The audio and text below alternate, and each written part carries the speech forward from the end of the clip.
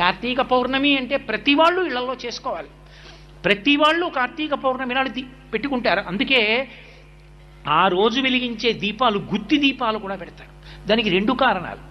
ఒక ఇల్లు మనం కడితే ఆ ఇంట దీపం లేకుండా ఏ ఒక్క రోజు ఉండకూడదు.